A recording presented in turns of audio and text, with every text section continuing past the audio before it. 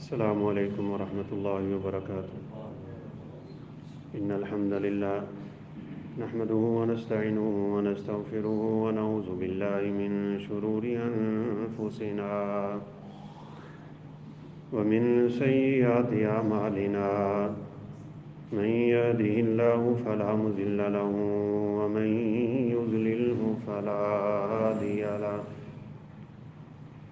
أشهد أن لا إله إلا الله وحده لا شريك له وأشهد أن محمدًا عبده ورسوله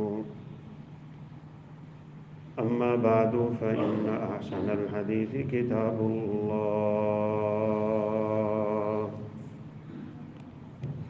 وخير الهدي هدي محمد صلى الله عليه وسلم وشر الأمور محدثاتها وكل محدثة بدعة وكل بدعة ضلالة وكل ضلالة في النار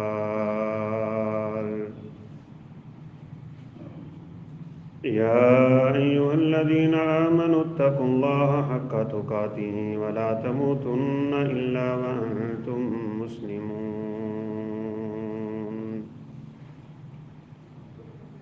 يا أيها الذين آمنوا اتقوا الله وقولوا قولا سديدا يصلح لكم أعمالكم ويغفر لكم ذنوبكم ومن يطع الله ورسوله فقد فاز فوزا عظيما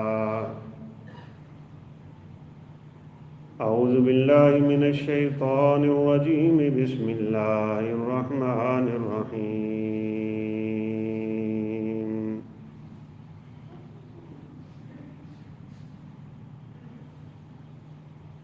إن الله وملائكته يصلون على النبي يا أيها الذين آمنوا صلوا عليه وسلموا تسليما وقال النبي صلى الله عليه وسلم لا يموتن أحدكم إلا وهو يحسن الظن بربه رب اشرح لي صدري ويسر لي أمري واحلل عقدة من لساني يفقهوا قولي رب زدني علما سبحانك لا علم لنا إلا ما علمتنا إنك أنت العليم الحكيم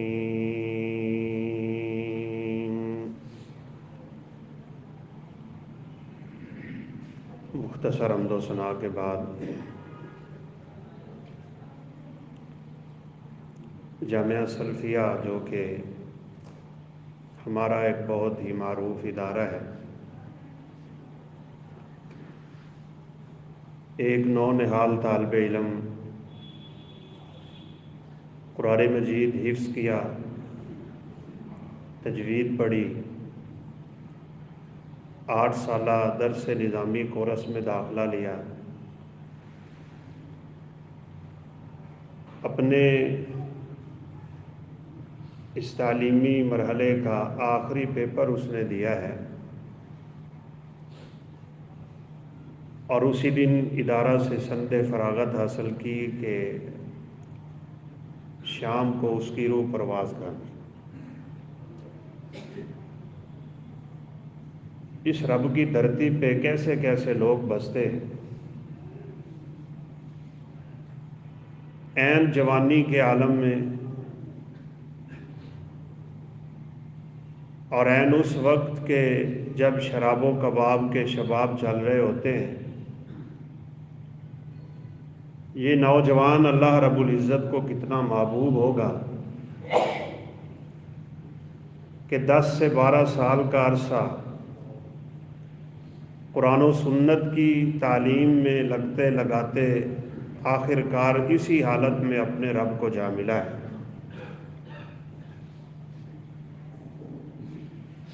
اللہ تعالیٰ نے ایک قانون بنایا ہوا ہے اور وہ یہ کہ جس حالت میں انسان کو موت آتی ہے اس کا وہ عمل ختم نہیں ہوتا، اس کا وہ عمل جاری رہتا ہے حتیٰ کہ وہ قیامت کے دن جب اٹھے گا تو اسی حالت میں اٹھے گا۔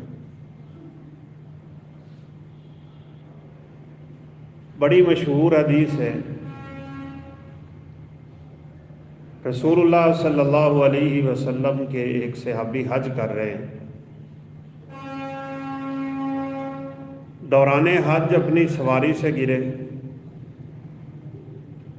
ان کی گردن ٹوٹ گئی اور وہ اپنے رب کو پیارے ہو گئے۔ تو آپ صلی اللہ علیہ وسلم نے صحابہ کو یہ حکم دیا تھا، لا تحنطوه ولا تخمروا رأسه، انہی دو چادروں میں میرے اس صحابی کو کفن دے دو، کفنوہ فی ثوبیہ، اسی کی دو چادریں جو اس نے پہن رکھی ہیں۔ ویسے علماء کو اللہ تعالیٰ نے بڑی سمجھ عطا کی ہوتی ہے،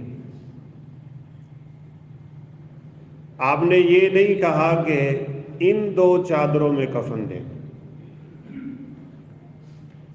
بلکہ آپ نے فرمایا کفنوہ فی ثوبیہ،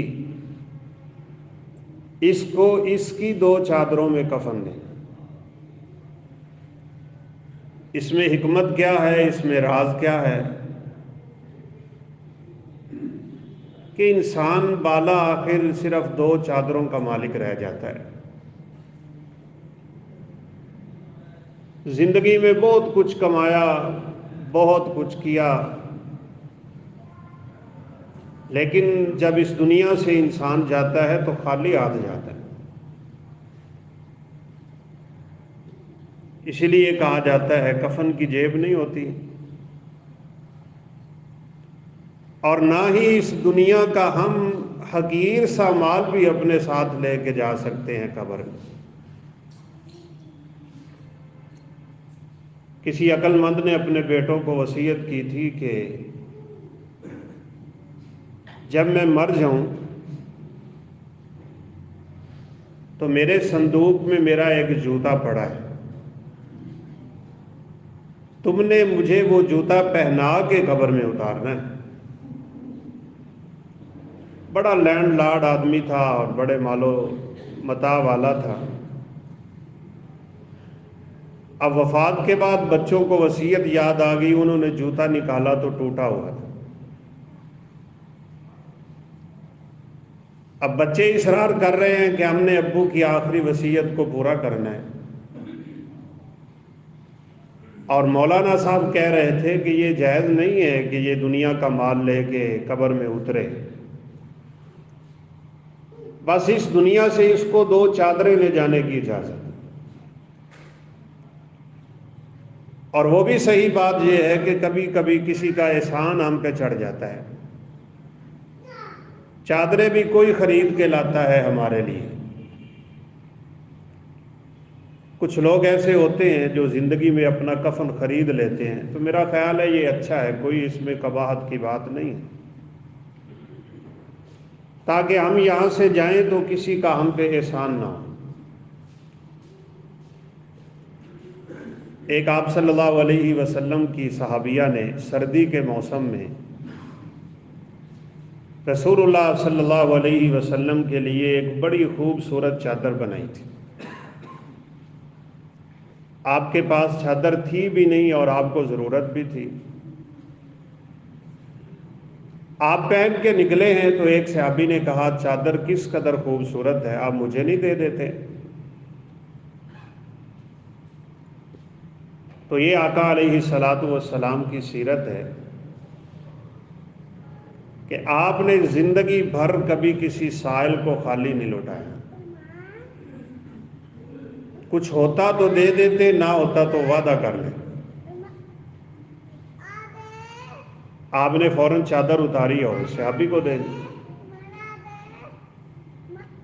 صحابہ کرام رضوان اللہ علیہ مجمعین نے اس بات کو بڑا محسوس کیا تھا کہ اس بیچاری نے اتنی مشکل سے چادر بنائی، آپ کو دی، آپ کو ضرورت بھی تھی، حاجت بھی تھی، آپ نے پہن بھی لی تھی، اور اللہ کے بندے تجھے علم بھی تھا کہ آپ کو ضرورت ہے، میں مانگوں گا، آپ انکار بھی نہیں کریں گے، تم نے ایسا کیوں کیا ہے؟ تو وہ کہنے لگے کہ میں نے یہ کام اس لیے کیا ہے کہ جب میں اس دنیا سے جاؤں تو اس چادر میں مجھے کفن دے دیا جائے، یہ اب میں اپنے کفن کے لیے بچا لوں گا۔ جو چادر سرور کائنات کے چہرہ انور پہ لگ گئی اور بدن مبارک پہ لگ گئی وہ یقیناً بابرکت ہے، اور میں اس کو اپنا کفن بنا لوں، تو اس لیے آپ نے فرمایا اس کو اسی کی 2 چادروں میں کفن دے، اور اس کا سر نہیں ڈھانپنا، اس کو خوشبو نہیں لگانی، حاجی حالت احرام میں خوشبو نہیں لگا سکتا، سر پہ چادر نہیں لے سکتا، انسانی اعضاء کے مطابق بنا ہوا لباس استعمال نہیں کر سکتا، بڑی پابندیاں ہوتی ہیں۔ تو صحابہ کرام نے تعجب سے پوچھا تھا کہ کیوں آپ ایسا کروا رہے ہیں؟ اس دنیا سے جانے والے ہر شخص کو حنوط کیا جاتا ہے، یعنی اس کے بدن پہ خوشبو لگائی جاتی ہے، اور ویسے آپ یہ راز بھی سن لیں کہ ہم میت کو کیوں خوشبو لگا کے آگے بھیجتے ہیں۔ پہلے ہم اس کو وضو کرواتے ہیں، پھر ہم اس کو اچھی طرح غسل کرواتے ہیں، پھر ہم اس کو خوشبو لگاتے ہیں، پھر ایسی 2 چادریں اس کے لیے لے کے آتے ہیں جو ابھی استعمال بھی نہ ہوئی ہوں، کسی نے وہ کپڑا پہن کے اس میں گناہ نہ کیا ہو، وہ 2 سفید سی چادریں ہم اسے پہنا کے اصل میں زندہ لوگوں کو بھی یہ سبق دینا چاہتے ہیں کہ ہمیشہ پاک صاف رہا کر۔ اللہ رب العزت اس آدمی سے نفرت کرتے ہیں جس سے سمیل آتی ہے، اور آپ صلی اللہ علیہ وسلم کو بھی بڑی گھن آتی تھی ایسے آدمی سے کہ جو گزرے اور اس کے پاس سے سمیل آ رہی ہے۔ ایک شخص گزرا تو اس کے بال بکھرے ہوئے تھے، کپڑے میلے تھے۔ یہ باتیں بھی سمجھنے سمجھانے والی ہیں۔ بعض لوگ کہتے ہیں کہ شاید یہ دنیا سے بے رغبتی ہے کہ پرانا سا لباس ہو اور ٹوٹا ہوا جوتا ہو اور انسان بالکل سادہ سا بن کے رہے۔ تو میں نے کئی دفعہ آپ کے سامنے اس بات کا اشارہ کیا ہے کہ عاجزی انکساری ظاہر کا نام نہیں ہوتا، اس کا تعلق انسان کے دل سے ہوتا ہے۔ آپ کا لباس بھلے کتنا عمدہ ہی کیوں نہ ہو، اگر آپ کے دل میں عاجزی ہے تو آپ عاجز ہیں۔ اسی لیے آپ صلی اللہ علیہ وسلم نے جب دنیا سے بے رغبتی کی باتیں کی تھیں اور تواضع اور انکساری اور عاجزی کا درس دیا تھا، تو صحابہ کرام رضوان اللہ علیہ مجمعین کے ذہن میں یہ فوراً بات گئی تھی۔ وہ کہنے لگے کہ ہم میں سے ہر کوئی پسند کرتا ہے کہ اس کا لباس اچھا ہو، اس کا پہناوا اچھا ہو، اس کا ظاہر اچھا ہو، تو پھر یہ کیسے اس بات پہ ہم عمل کر پائیں گے کہ ہمارے اندر عاجزی آ جائے؟ تو آپ صلی اللہ علیہ وسلم نے فرمایا کہ یہ تکبر نہیں ہے، اچھا لباس پہننا تکبر نہیں ہے، اچھی اچھی چیزیں استعمال کرنا تکبر نہیں ہے، بلکہ حدیث مبارکہ میں ہے کہ اللہ رب العزت کو یہ بات بڑی پسند ہوتی ہے کہ جب اللہ اپنے بندے کو کوئی نعمت دیتا ہے تو وہ نعمت اس پہ نظر بھی آنی چاہیے۔ لوگ کئی طرح کے اس دنیا میں بس رہے ہیں۔ بعض لوگوں کو اللہ نے بہت کچھ دیا ہوا ہوتا ہے لیکن وہ دیکھنے کو یوں لگتے ہیں جیسے کوئی فقیر انسان ہو، یہ اللہ رب العزت کو پسند نہیں ہے۔ اور بعض اللہ کے بندے ایسے بھی ہیں اللہ نے انہیں کچھ نہیں دیا ہوتا، بہت کم دنیا کا مال ہوتا ہے ان کے پاس، لیکن وہ ایسے سفید پوش ہوتے ہیں کہ ان کو دیکھنے والا سمجھتا ہے کہ یہ بڑے امیر لوگ۔ اور میں آپ کو یہ بات کہہ دوں، الحمدللہ علماء کی زندگی اسی طرح کی ہوتی ہے۔ قرآن نے اشارہ بھی کیا ہے کہ یہ ایسی زندگی گزارتے ہیں کہ یحسبهم الجاہل اغنیاء من التعفف، اتنا وہ لوگوں سے بچ کے رہتے ہیں، اتنا وہ رب تعالیٰ کے ساتھ تعلق رکھ کے زندگی گزارتے ہیں، انہیں دنیا اور دنیا والوں سے بڑی بے رغبتی ہوتی ہے، تو جاہل یہ سمجھتے ہیں کہ یہ بڑے امیر ہیں، حالانکہ ایسا ہوتا نہیں۔ تو اللہ کو ایسے لوگ پسند بڑے ہوتے ہیں کہ انسان کو اللہ نعمت تھوڑی دیتا ہے لیکن وہ اپنے رب کی نعمتوں کا اظہار زیادہ کرتا ہے۔ اس لیے بعض ذلیل القدر صحابہ تو بڑے بڑے مہنگے لباس استعمال کرتے تھے، بڑی اچھی اچھی سواریاں انہوں نے رکھی ہوئی تھی۔ وہ جب اس دنیا سے اٹھے ہیں تو ان کے مال میں اور خزانے میں لاکھوں دینار پڑے تھے۔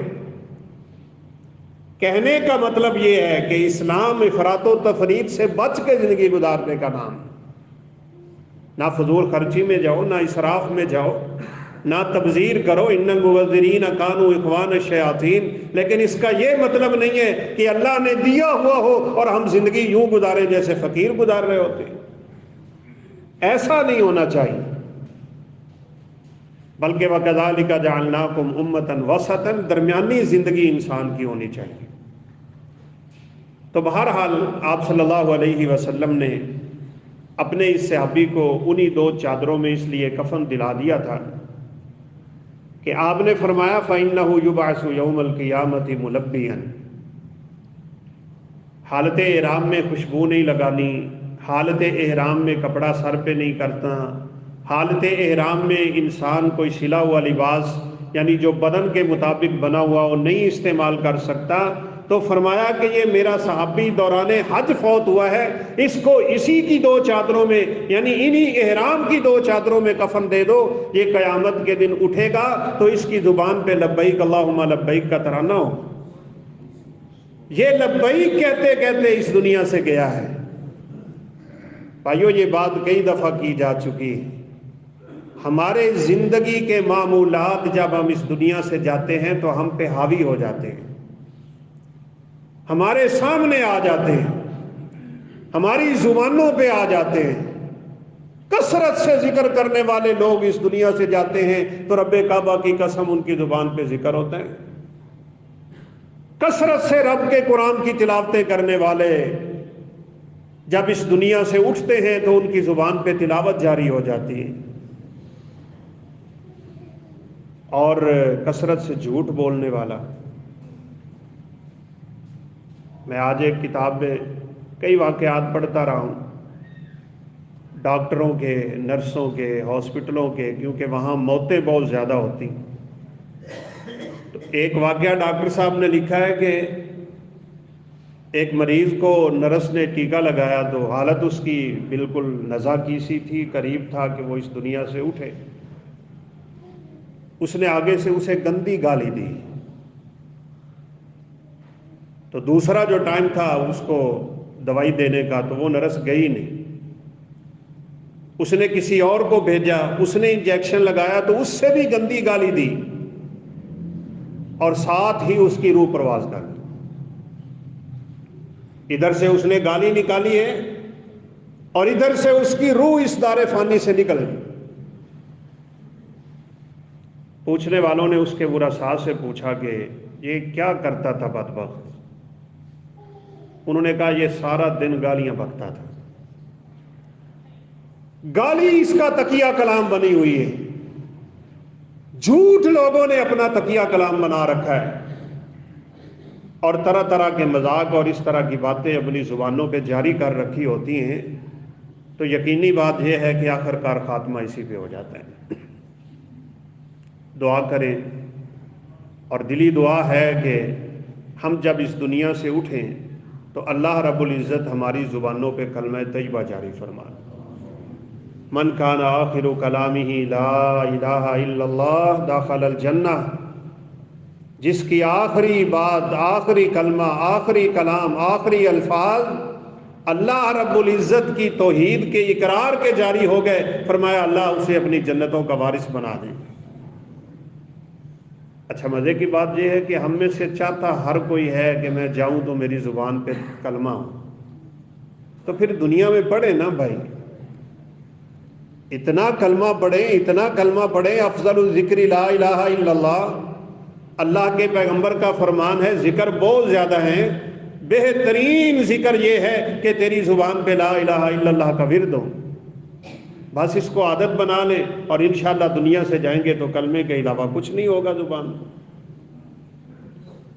اچھا عجیب بات یہ ہے کہ اس طالب علم نے، جس نے آخری پیپر دیا اور اپنی 12 سال کی 13 سال کی دینی تعلیم کو مکمل کیا، اور اسی دن اس کی وفات ہوگی، ہارٹ اٹیک ہوا،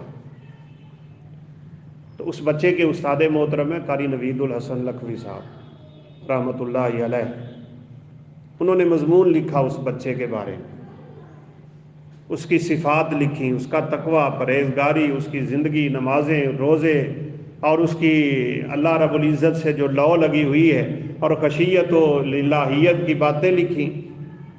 ابھی وہ گروپوں میں چل رہی ہیں کہ محترم قاری صاحب بھی اپنے رب کو پیارے ہو گئے 2 دن کے وقفے سے۔ بس فیصل آباد سے نکلے، اسلام آباد جا کے تلاوت کی، اور اسلام آباد سے کراچی کے لیے نکل رہے تھے، وہاں تلاوت تھی، ہارٹ اٹیک ہوا اور اپنے رب کو پیارے ہو گئے۔ ان کی آخری تلاوت انٹرنیٹ پہ بھی گردش کر رہی ہے، وَسِيقَ الَّذِينَ اتَّقَوْا رَبَّهُمْ إِلَى الْجَنَّةِ زُمَرًا، اللہ کے نیک بندوں کو فرشتے پکڑ پکڑ کے جنت کی طرف لے جائیں گے۔ سیکھ کا مطلب ہوتا ہے کھینچ کے لانا کسی چیز کو۔ اللہ نیکوں کو کھینچ کھینچ کے اپنے فرشتوں کے ذریعے جنت میں لائے گا، اور زمرہ کے الفاظ ہیں، اکیلے اکیلے نہیں، جتھے کے جتھے اور گروہ کے گروہ اللہ رب العزت کے حکم سے جنت میں جا رہے ہوں۔ اللہ ہمیں ان لوگوں میں فرما دے۔ اور یہ ایتے پڑھ کے صدق اللہ العظیم ہوا ہے، اور قاری صاحب کی یہ آخری تلاوت ہے، اور پوری دنیا پہ سنی جا رہی ہے، اور آپ نے فرمایا انتم شہداء اللہ علی الارض، اے میرے امتیو، تم اس دنیا پہ رب کے گواہ ہو، تم قیامت کے دن لوگوں کے حق میں گواہیاں دے گو، ہر بندہ گواہی دے گا کہ محترم قاری صاحب نے یہ آخری تلاوت کی تھی اور اس دنیا سے ان کی روح کوچ کر گئی۔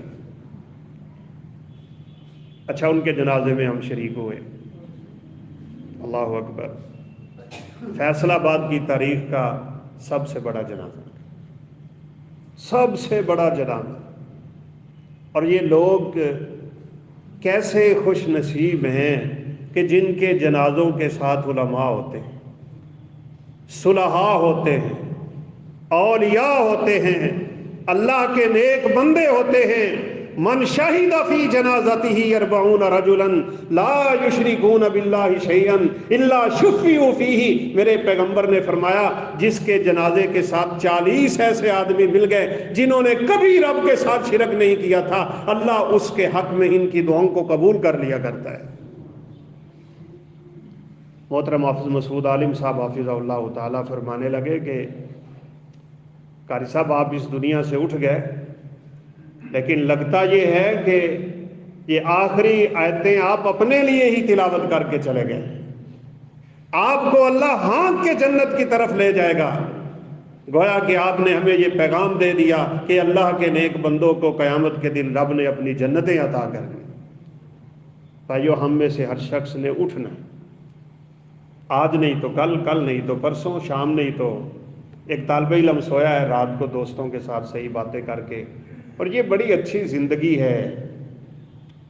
صبح کے درس میں بھی میں اشارہ کر رہا تھا، صحابی رسول کا قول اور بہت خوبصورت، کن عالما او متعلما او سامعا او محبا ولا یکن غیر ذالک الا فتن دم، بڑا خوبصورت قول کہا، 4 لوگوں میں سے ایک بن جا وگرنہ تجھے حسرت کے سوا کچھ نہیں ملے گا اس دنیا میں بھی اور آخرت میں بھی۔ چلے دنیا گزر بھی گئی جیسی تیسی اچھی بھلی، قیامت کے دن پریشانیاں گلے پڑ جائیں۔ وہ فرمایا کرتے تھے یا تو عالم بنو، لوگوں کو دین سکھاؤ، دین کی باتیں بتاؤ، خالص دین پیش کرو، اللہ اور اللہ کے رسول کی بات سناؤ، او متعلمن، اگر اتنا نہیں علم تو علم سیکھنے والے تو بن جاؤ نا، طالب علم بن۔ بڑے بڑے صحابہ جلیل القدر اپنی زندگی دین سیکھتے سکھاتے گزارے۔ اللہ اکبر۔ ابو ایوب انصاری رضی اللہ تعالیٰ عنہ، رسول اللہ صلی اللہ علیہ وسلم کی وفات کے بعد ان کو پتہ چلا کہ شام کے علاقے میں ایک صحابی ہیں، غالباً ان کا نام عبداللہ بن انیس رضی اللہ تعالیٰ عنہ۔ ابو ایوب انصاری رضی اللہ عنہ نے ایک حدیث سنی، اور وہ حدیث آپ صلی اللہ علیہ وسلم کی وفات کے بعد سنی، اور سنی کسی صحابی سے، تو شاید ان سے پوچھ لیا ہوگا یا انہوں نے بتا دیا ہوگا۔ کہا آپ نے یہ حدیث کہاں سے سنی؟ کہا میں نے سیدنا عبداللہ بن انیس سے سنی۔ شام اور مدینہ کے درمیان کوئی 1500 کلومیٹر کا فاصلہ ہے۔ کہا اس صحابی نے وہ حدیث اللہ کے پیغمبر کی زبان سے سنی تھی؟ کہا ہاں، براہ راست سنی ہے، درمیان میں کوئی واسطہ نہ تھا۔ ابو ایوب انصاری نے اپنے اس صحابی ساتھی سے یہ حدیث سننے کے لیے، حالانکہ سن چکے تھے، ایک سواری خریدی، اس سواری کو سواری کے لیے تیار کیا۔ گھوڑوں کو تزمیر کی جاتی تھی لمبے سفروں پہ نکلنے کے لیے، خوراکیں کھلا کھلا کے ان کو سفر کے قابل کیا جاتا تھا۔ 1 مہینے کا سفر سیدنا ایوب انصاری رضی اللہ تعالیٰ عنہ نے اپنے دوسرے صحابی سے وہ حدیث سننے کے لیے کیا تھا جو حدیث وہ اپنے دوسرے صحابی سے سن بھی چکے تھے، تاکہ میں اس صحابی سے جا کے ملوں جس نے اللہ کے پیغمبر سے براہ راست یہ حدیث سنی تھی۔ ہم لوگ تو یقیناً بڑے خوش نصیب نہیں ہیں، ہمیں تو کچھ کرنا ہی نہیں پڑ رہا نا، مولوی صاحب یہاں آ کے سینکڑوں حدیثیں سنا جاتے ہیں، کلاس میں بیٹھے ہوتے ہیں اساتذہ ہزاروں حدیثیں پڑھا جاتے ہیں، ہم گھر بیٹھے یہ علم حاصل کر رہے ہیں، لیکن عجیب تر بات یہ ہے کہ ہم اپنے بچوں کو جو علم پڑھانے کے لیے تیار نہیں ہو رہے۔ ہم دنیا کے دھندوں میں پڑ گئے، انہیں دنیا کا علم پڑھانا چاہتے ہیں۔ اللہ والے لوگ بھی عجیب ہوتے ہیں۔ شام کے گورنر کو پتہ چلا کہ ابو ایوب انصاری آ رہے ہیں رضی اللہ تعالیٰ عنہ، میزبان رسول، جنہیں مدینہ میں یہ شرف حاصل ہے کہ آپ جب مدینہ آئے تھے تو ابو ایوب انصاری کے گھر میں ٹھہرے تھے رضی اللہ تعالیٰ عنہ۔ ہر صحابی کی خواہش ہے، لوگ اپنی چھتوں پہ چڑھے ہیں، کوئی دروازہ کھول کے کھڑا ہے کہ آپ صلی اللہ علیہ وسلم میرے گھر میں ٹھہریں گے، میرے گھر میں آپ کا قیام ہوگا، بس آپ کی آمد کی دیر ہے، گھر نور اور برکتوں سے بھر جائے گا۔ ہر ایک کی خواہش، ہر ایک کی تمنا، لیکن آپ صلی اللہ علیہ وسلم کی بصیرت پہ قربان جائیں، آپ نے فرمایا میری سواری کی لگام چھوڑ دو، کوئی میری سواری کی لگام کو ہاتھ نہ لگائے، یہ جس کے گھر کے سامنے بیٹھے گی میں محمد اسی کے گھر کا مہمان ہوں۔ سواری چلتے چلتے آگے ابو ایوب انصاری کے گھر کے سامنے بیٹھ۔ یہ خوش نصیبیاں اللہ عام لوگوں کو عطا نہیں کرتا، جن لوگوں کے دل میں محبت ہوتی ہے اور کمال ہوتی ہے، اسی محبت کے لیے ہی تو ایک حدیث کے لیے سفر ہو رہا ہے۔ کون ہے ہم میں سے جس نے دین سیکھنے کے لیے سفر کیا ہو؟ میں نے آپ کو ہدہد کی مثال دی تھی، ایک چھوٹا سا پرندہ ارض سبا سے چلا، یمن سے، اور کہاں سے کہاں ہوتا ہوا اڑا ہے، فلسطین سے اڑا ہے۔ اللہ اکبر۔ اللہ نے ڈالی ہوگی اس کے دماغ میں یہ بات۔ لوگ تو ایسی چیزوں سے غلط مطلب نکالتے ہیں نا کہ جی پرندیاں نو بھی ایک علم ہے جڑا کسے کو بھی کوئی نہیں، علم کوئی نہیں۔ وَأَوْحَى رَبُّكَ إِلَى النَّحْلِ أَنِ اتَّخِذِي مِنَ الْجِبَالِ بُيُوتًا۔ سب سے پہلے جب اللہ نے شہد کی مکھی سے شہد بنوانا تھا نا، تو قرآن کہتا ہے اللہ نے شہد کی مکھی کے دل میں ڈال دیا، جاؤ جا کے پھلوں کا رس چوس اور آگے میرے بندوں کے لیے شہد تیار کر۔ انِتَّخِذِي مِنَ الْجِبَالِ بُيُوتًا، جا گھروں میں جا، درختوں پہ جا۔ اللہ نے دل میں ڈال دیا ہوگا۔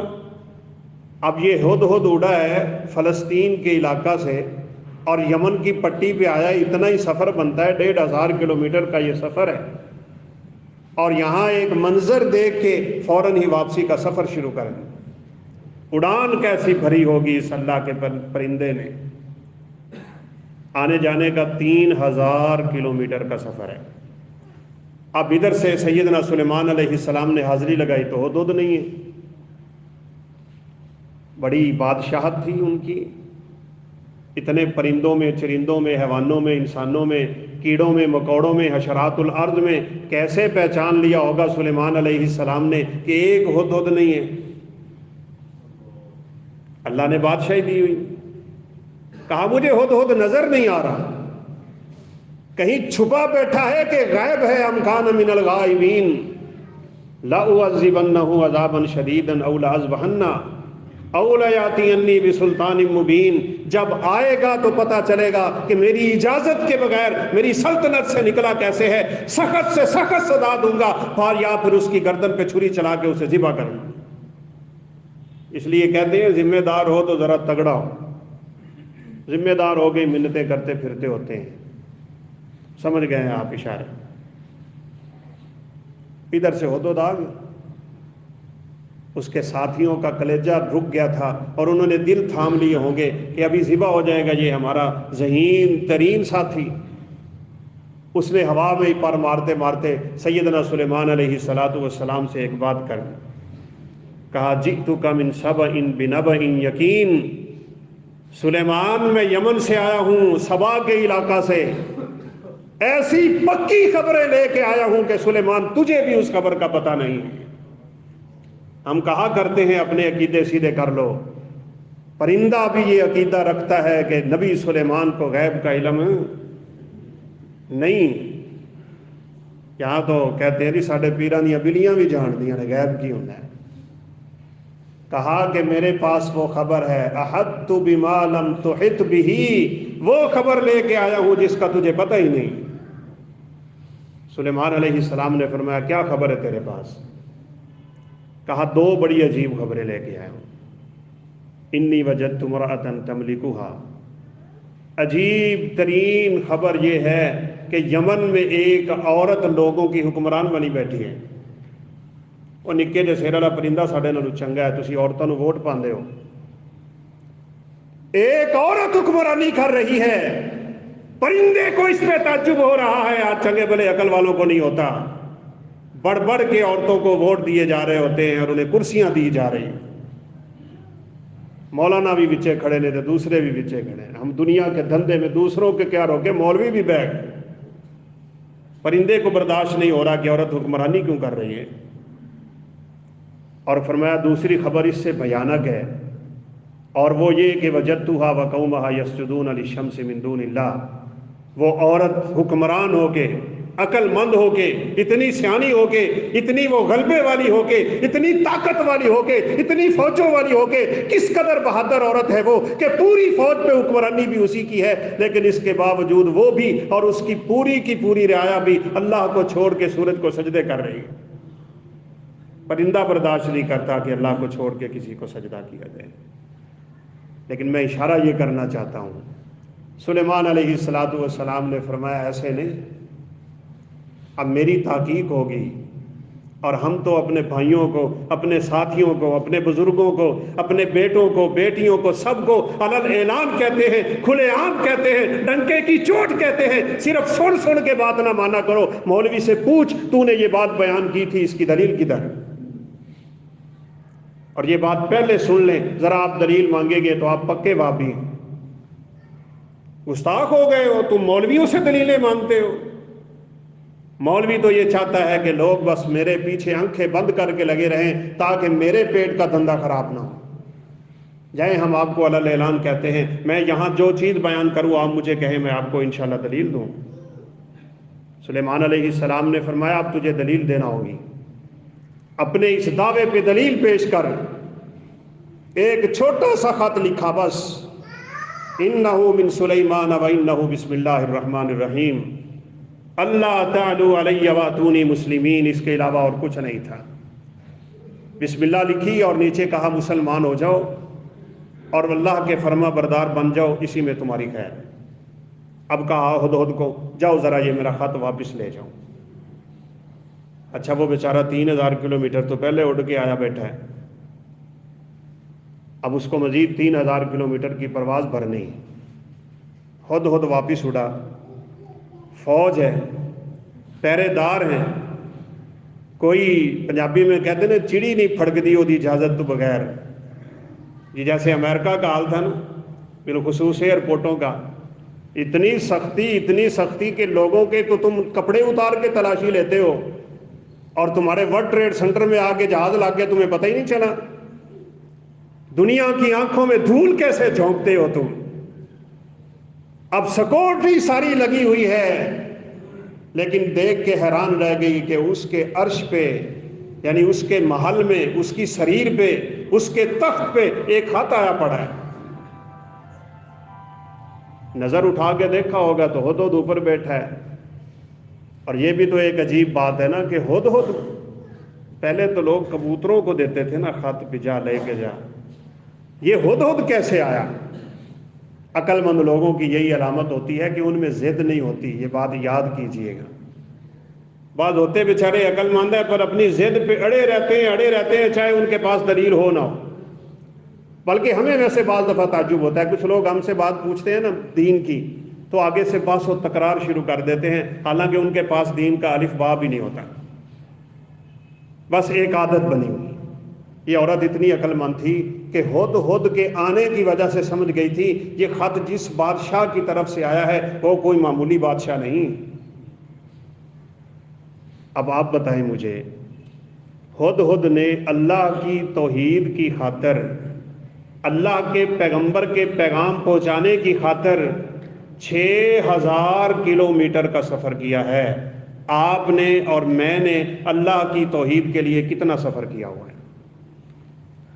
میں نے کیا کیا ہے اپنی زندگی میں اپنے رب کے دین کے لیے؟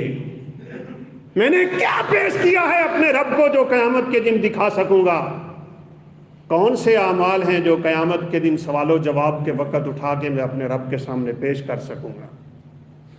بھائیو، حسن خاتمہ کے لیے محنت کرنا پڑے گی، یہ بات اچھی طرح نوٹ کر لیں، اچھی طرح نوٹ کر لیں۔ دعائیں کریں اور کثرت سے دعائیں کریں۔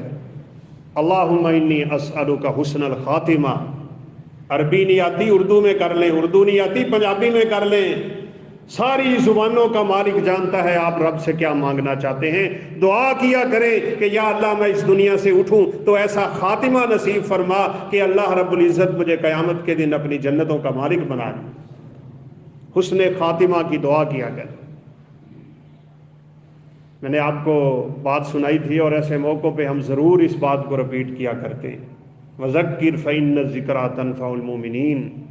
وہ نوجوان جس پہ کرین گری تھی، حرم میں بہت بڑا سانحہ ہوا تھا، کرین گری، لوگ زخمی ہوئے، کچھ رب کو پیارے ہوئے، ایک نوجوان چھوٹی چھوٹی داڑھی، عربی ہے، اس دنیا سے اٹھ رہا ہے، ویڈیو میں نے ابھی تک محفوظ کی ہوئی ہے، سالوں سال گزر گئے، ایسی چیزیں دیکھا کریں ایمان تازہ ہو جاتا ہے۔ اس کی روح پرواز کرنے لگی ہے اور سارے لوگوں کو خطاب کر رہا ہے، سب کو یہ پیغام دے رہا ہے، یا اخوان لو ترون ما ارا جنۃ عرضها السماوات والارض، وہ لوگوں کاش وہ جنت دیکھ لو جو اللہ مجھے ابھی ہی دکھا رہا ہے، ابھی دنیا سے اٹھا نہیں اور اللہ کی جنت کا دیدار کر رہا ہے۔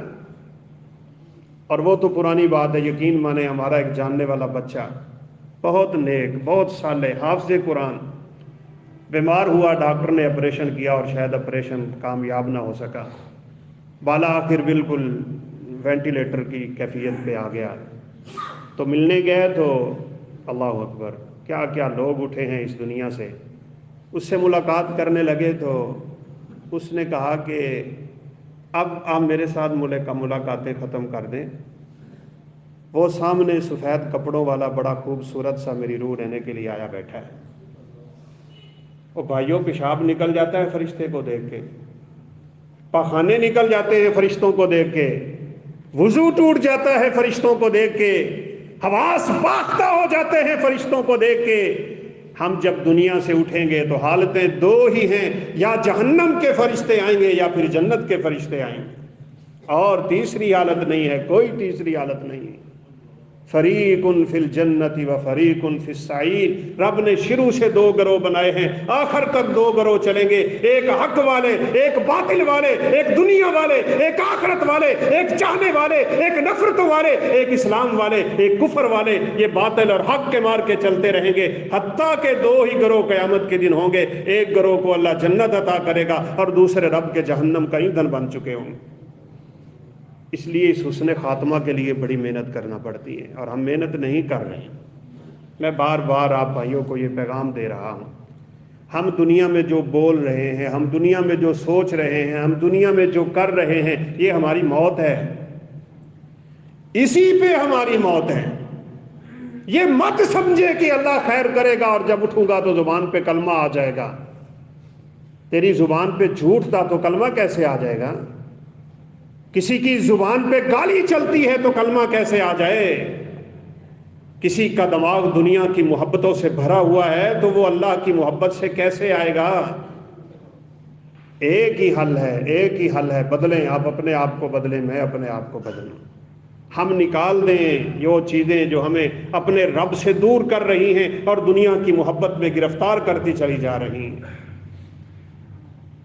ایسے ایسے واقعات، اب تو نوجوانوں کی موتیں بہت زیادہ ہو رہی ہیں، اور الحمدللہ ایسے ایسے نیک ساتھیوں کی ملاقاتیں ہوتی ہیں اور ان کے جنازوں پہ جانے کا موقع ملتا ہے کہ جن کے خاتمے پہ رشک آتا ہے۔ عبد المتین اصغر صاحب کی وفات آپ نے دیکھی ہو، جنازے پروگرام میں گئے ہیں، تقریر کر رہے ہیں، رب کا قرآن پڑھ رہے ہیں، نبی صلی اللہ علیہ وسلم کی حدیث پڑھ رہے تھے کہ وہیں بیٹھے بیٹھے کرسی پہ موت آ گئی۔ کیسے عجیب لوگ! اللہ اکبر! ایک اللہ کے بندے کا بڑا لمبا عرصہ گزرا ہے وینٹیلیٹر پہ، بہت طویل عرصہ گزرا ہے۔ یہ بھی رب تعالیٰ کی حکمتیں ہوتی ہیں۔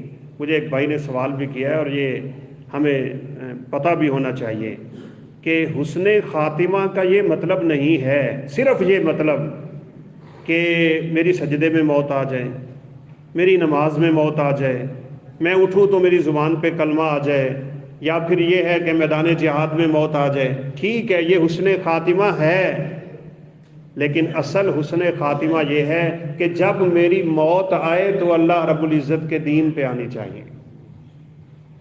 یہ ہے حسن خاتمہ۔ رسول اللہ صلی اللہ علیہ وسلم کہاں فوت ہوئے ہیں؟ آپ کوئی میدان جہاد میں فوت ہوئے ہیں؟ کیا آپ سجدے میں فوت ہوئے ہیں؟ کیا آپ نماز میں فوت ہوئے ہیں؟ کیا آپ تلاوت کرتے ہوئے فوت ہوئے ہیں؟ یہ تو ایک سعادت ہے، اللہ جسے چاہے عطا کر دے۔ آپ تو بستر پہ فوت ہوئے ہیں۔ اس لیے بستر پہ موت کا آ جانا اس بات کی علامت نہیں ہے کہ یہ حسن خاتمہ نہیں، بس یہ حسن خاتمہ ہے کہ جب میں اس دنیا سے اٹھا تھا تو اللہ کی توحید پہ چل رہا تھا، میں اللہ رب العزت کے بتائے ہوئے دین پہ چل رہا تھا۔ اور کیا خوبصورت بات کی تھی شیخ البانی رحمۃ اللہ علیہ نے، طریق اللہ الطویل لیس الغایۃ ان نقطعها ولکن الغایۃ ان نموت علی ھذا الطریق۔ یہ اللہ کا رستہ بڑا لمبا رستہ ہے، ہم اس رستے کو پوری زندگی گزارنے کراس نہیں کر سکتے، اور نہ ہی ہماری یہ خواہش ہونی چاہیے کہ میں یہ سارے کا سارا رستہ کراس کر لوں، کوئی نہیں آج تک کر سکا۔ لیکن فرمایا انسان کی چاہت یہ ہونی چاہیے کہ مجھے جب موت آئے تو اللہ رب العزت کے رستے پہ آنی چاہیے، بس۔ میں نے پہلے بھی ایک دفعہ آپ کو سنایا ہے، یعنی ایک تو ہوتی ہیں سنی سنائی باتیں۔ ہم تراویح پڑھ رہے تھے مسجد نبوی میں، شیخ عبد الرحمن حذیفی رحمۃ اللہ علیہ تراویح پڑھا رہے تھے، وہ ذرا لمبی تراویح پڑھاتے ہیں۔ تو ایک بزرگ ہمارے ساتھ تھے، تو نماز کے اندر ہی یوں کر کے ستون کے ساتھ کھڑے ہو گئے۔ تھک جاتا ہے بندہ، نفلی نمازوں میں کچھ کچھ اس طرح کی چیزوں کی اجازت بھی ہوتی ہے۔ نبی کریم صلی اللہ علیہ وسلم جب بوڑھے ہو گئے تھے تو آپ لاٹھی اپنے ہاتھ میں رکھ کے قیام کر لیا کرتے تھے، تھک جاتے تو بیٹھ جاتے، پھر بیٹھے بیٹھے اٹھ جاتے۔ قیام اس طرح جائز ہوتا ہے جب انسان، تو ہم نے سمجھا بابا جی ہیں اور کمزور ہیں تو اس لیے سہارا لے لیا ہوگا، رکوع میں چلے گئے وہ وہیں کھڑے رہے، سجدے میں چلے گئے وہیں کھڑے رہے، تو کسی کے ذہن میں یہ آ رہا تھا کہ بابا جی لگتا ہے سو گئے ہیں، لیکن جب سلام پھیر کے دیکھا تو بابا جی تو اللہ کے پاس چلے گئے، نماز کی حالت میں، قیام کی حالت میں، رمضان کی راتوں میں قرآن سنتے ہوئے، مسجد نبوی افضل ترین جگہ، افضل ترین وقت، افضل ترین عبادت، افضل ترین موت، اس سے خوبصورت موت کیا ہو سکتی ہے؟ اور جن لوگوں پہ کرین گری تھی نا تو وہ انہوں نے احرام پہنے ہوئے تھے بیچارے، کوئی طواف کر رہے تھے، کوئی سعی کر رہے تھے، کوئی عمرہ کس طرح کس حالت میں تھے، دنیا سے اٹھ گئے۔ اللہ اکبر۔ سلسلہ صحیحہ میں رسول اللہ صلی اللہ علیہ وسلم کا فرمان لائے ہیں شیخ البانی رحمۃ اللہ علیہ، آپ نے فرمایا جو آدمی حج کرتے ہوئے یا عمرہ کرتے ہوئے فوت ہو جاتا ہے، اللہ قیامت تک اسے حج کا ثواب عطا کرتے رہتے ہیں۔ ایک تو ہے وہ کر کے واپس آ جاتا، سلسلہ ختم، یہ کیسا خوش نصیب ہے، یہ خوش نصیبیاں کیوں ملی ہیں، اس کا حسن خاتمہ ہوا ہے، وہ دنیا سے اٹھا ہے تو اللہ رب العزت کے لیے وہ صفا مروہ اور بیت اللہ کے چکر لگا رہا ہے۔ اور ہاں یہ بھی ایک حدیث سن لیجئے، میں بات ختم کرتا ہوں۔ آپ صلی اللہ علیہ وسلم کے ایک صحابی تھے، مدینہ میں پیدا ہوئے اور مدینہ میں فوت ہو۔ آپ صلی اللہ علیہ وسلم جب تعزیت کے لیے حاضر ہوئے تو آپ نے فرمایا کاش یہ مدینہ سے دور فوت ہوتا۔ تو صحابہ نے فرمایا کیوں اللہ کے پیغمبر؟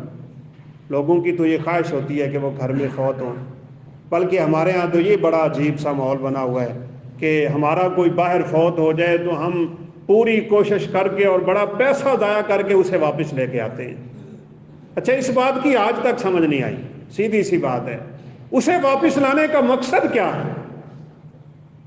سوچے نا، شاید پھر وہ شاعر کا ہی جو قول ہے کہ مر جائے انسان تو بڑھ جاتی ہے قیمت، زندہ رہیں تو جینے کی سزا دیتی ہے دنیا۔ ہمارا مرے ہوئے لوگوں سے تعلق زیادہ ہے۔ ہمارے ایک طالب علم تھے، انڈونیشیا کے تھے، وہ فوت ہو گئے تو انہوں نے بقیع میں دفن کیا اس بچے کو۔ کیا خوبصورت جگہ تھی، مدینہ رسول صلی اللہ علیہ وسلم، مسجد نبوی میں جنازہ ہوا تھا، لیکن رشتہ داروں کے اصرار پہ اس کو وہاں سے نکال کے انڈونیشیا لے آئے۔ عجیب بات ہے۔ اور ویسے یاد رکھیے یہ باتیں، ایک قبرستان سے اگر آپ دوسرے قبرستان میں جا رہے ہیں کسی کو لے کے، یا خود ہی وصیت کر جاتے ہیں کہ مجھے فلاں قبرستان میں دفن کر دیجئے، یہ کس لیے آپ کہہ رہے ہیں؟ کیا اس قبرستان میں فرشتے نہیں آتے؟ کیا وہاں حساب و کتاب نہیں ہوتا؟ ہاں اگر آپ کی یہ وصیت ہو کہ مجھے معلیٰ قبرستان میں دفن کر دینا جو مکہ مکرمہ میں ہے جہاں صحابہ کرام رضوان اللہ علیہ مجمعین کی ہستیاں ہیں، یا مجھے مدینہ کے قبرستان میں دفن کر دینا، یہ تو بات سمجھ آتی ہے، لیکن مدینہ کے قبرستان سے نکال کے اپنے ملک میں لے آنا، یہ کیا بات ہے؟ یہ تو انسان کی کم عقلی۔ تو بہرحال آپ صلی اللہ علیہ وسلم نے جب یہ فرمایا کہ کاش یہ مدینہ سے باہر کہیں فوت ہوتا، میں نے آپ کو اشارہ کیا نا کہ محترم قاری صاحب فیصل آباد سے نکلے، اسلام آباد جا کے تلاوت کی، اور اسلام آباد سے تلاوت کر کے کراچی کے لیے روانہ ہو رہے تھے ایئرپورٹ، تو ان کی روح پرواز کر گئی۔ اب آپ دیکھیں فیصل آباد سے اسلام آباد کا سفر کتنا ہے۔ تو آپ صلی اللہ علیہ وسلم نے صحابہ کو یہی بات بتلائی تھی۔ آپ نے فرمایا میں یہ بات اس لیے کر رہا ہوں، کل قیامت کے دن جو نیک آدمی اللہ کے دین کے لیے نکلا ہوگا، جہاد کے لیے نکلا ہے، دین سیکھنے کے لیے نکلا ہے، دین سکھانے کے لیے نکلا ہے، کہیں درس دینے کے لیے نکلا ہے، کہیں جمعہ پڑھانے کے لیے نکلا ہے، کسی سے نیک ساتھی بنانے کے لیے نکلا ہے، کسی کے ساتھ حسن سلوک کرنے کے لیے نکلا ہے، کسی بھی اللہ کی رضا کے راستے میں نکلا ہوا ہے، وہ جتنا اپنے گھر سے دور فوت ہوتا ہے، اللہ قیامت کے دن ساری زمین اس کے نامہ اعمال میں تول کے اسے اتنی نیکیاں عطا کر دیتے ہیں۔ چلو تو رب کے راستے میں چلو، نکلو تو رب کے راستے میں نکلو۔ کتنے لوگ یہاں سے دین پڑھنے وہاں گئے اور وہاں فوت ہو گئے، کوئی مدینہ میں، کوئی مکہ میں، کتنے علماء سفر کرتے ہوئے رستوں میں فوت ہو جاتے ہیں۔ زمین کا تو وزن کتنا ہوتا ہے آپ جانتے ہیں، اور پھر یہ رب کی زمین جس کی ساتوں کے ساتوں توق ہوں گے، اللہ قیامت کے دن اس کو اس میزان میں اور ترازو میں رکھ کے تولے گا، تو اس بندے کو کتنے درجات اللہ عطا کرے گا کہ شاید اس کا عام لوگ مقابلہ نہ کر پائیں۔ اس لیے وہ وہاں فوت ہو گیا تو اسے دفن ہونے دیں، کوئی بات نہیں ہے۔ اور یہ آخری بات بھی سن لیں، ہمارے ہاں یہ بڑا ماحول بنا ہوا ہے، چاچا آ رہا ہے جی، تایا آ رہا ہے، وہ بھائی آ رہے ہیں، اس کا والد باہر ہے، وہ بھی آ رہا ہے، دو دن میت کو رکھا ہوا ہے اور لوگوں کا انتظار ہو رہا ہے۔ بھائی یہ شریعت کا پیغام نہیں ہے۔ رسول اللہ صلی اللہ علیہ وسلم نے فرمایا اسریعوا بالجنازہ، بندہ فوت ہو جائے بس جلدی سے اسے میت کو زمین میں دفن کر لیں، بس۔ کیوں؟ اگلی بات بڑی عجیب، جس صحابیہ کو آپ نے بڑی عزت دی ہوئی تھی نا، مسجد نبوی میں اس کا خیمہ لگایا ہوا تھا، جس کا کوئی گھر نہیں ہے، کوئی پرسان حال نہیں تھا، آپ بے سہاروں کے سہارا تھے، آپ نے فرمایا میری مسجد میں اس عورت کا خیمہ لگا دو، یہی اس کا گھر ہے۔ وہ اللہ کی بندی مسجد میں رہتی تھی، مسجد میں سوتی تھی اور مسجد کی ہی صفائی کر دیا کرتی تھی۔ رات کو فوت ہوئی ہے، اللہ کے پیغمبر سوئے ہوئے ہیں، ان صحابہ کو علم بھی تھا اللہ کے نبی اس سے محبت کرتے ہیں اور یہ سب کچھ چھوڑ چھڑا کے اس دین کے لیے نکلی ہوئی ہے، لیکن انہوں نے اتنا بھی نہیں کیا کہ آپ صلی اللہ علیہ وسلم کی نیند کو خراب کرتے۔ انہوں نے جلدی سے جنازہ پڑھایا اور اس کو کفن دفن کر کے وہ فارغ بھی ہو گئے۔ ہم انتظار کرتے رہتے ہیں، فلاں آ رہا ہے، فلاں آ رہا ہے۔ تو آپ نے جب اگلے دن دیکھا کہ وہ نکلی نہیں ہے، مسجد کی صفائی نہیں کی اس نے، تو آپ صلی اللہ علیہ وسلم نے پھر پوچھا تھا کہ وہ عورت کدھر ہے جو مسجد کی صفائی کرتی تھی، کہاں چلی گئی؟ اور بات اٹھ کے پھر ہوئی ہے۔ علم غیب ہوتا تو آپ یہ سوال کرتے، ہم کیوں اپنے عقیدے درست نہیں کرتے؟ صحابہ نے فرمایا ماتت، اور حدیث کے الفاظ ہے کانہم صغروا امرہا، انہوں نے اس عورت کو زیادہ حیثیت نہیں دی تھی کہ یہ تو غلام ہے بیچاری، ہم اس کے لیے کیوں جگائیں اپنے پیغمبر کو؟ اس لیے جلدی سے اس کو دفن کر دیا اور آپ کو جگایا بھی نہ تھا، بیدار نہ کیا۔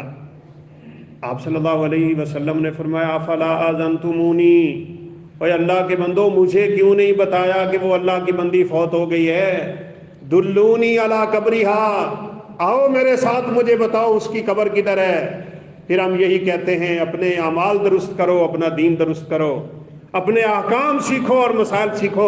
مولوی 1000 بار روکتا رہے قبر پہ جنازہ نہیں ہوتا، میرے پیغمبر نے جا کے قبر پہ جنازہ پڑھا، صحابہ نے صفیں بنائی، یہاں ایک مولوی اٹھ کے کہتا ہے جس نے ایک دفعہ جنازہ پڑھا ہے وہ دوبارہ نہ پڑھے۔ انہی صحابہ کو ہی تو آپ ساتھ لے کے گئے تھے جن صحابہ نے رات کو جنازہ پڑھا تھا۔